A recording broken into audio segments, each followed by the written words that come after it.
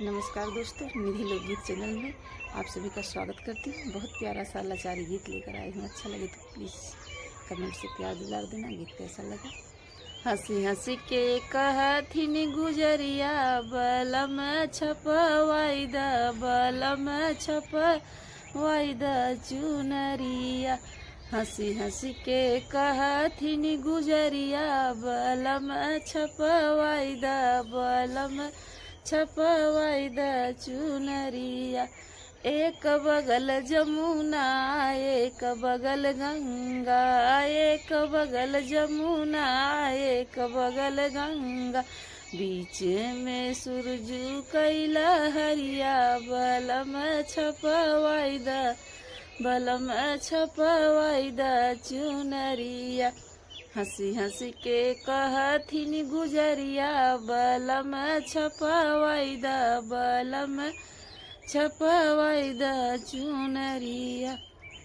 एक बगल चंदा एक बगल सूरज, एक बगल चंदा एक बगल सूरज, बिचवा में चंदा या जोरिया, बलम बिचवा में चंदा या जोरिया, बलम चुनरी छपाई द। हंसी हंसी के कहीं गुजरिया, बलम छपवाई द, बलम छपवाई द चुनरिया। हंसी हंसी कहथिन गुजरिया, बलम छपवाई द, बलम छपवाई द चुनरिया।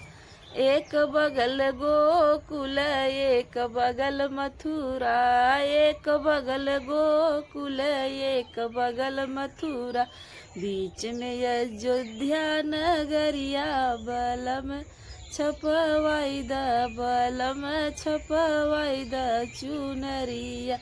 हंसी हंसी के कहथिन गुजरिया, बलम छपवाई द, बलम छपवाई द चुनरिया।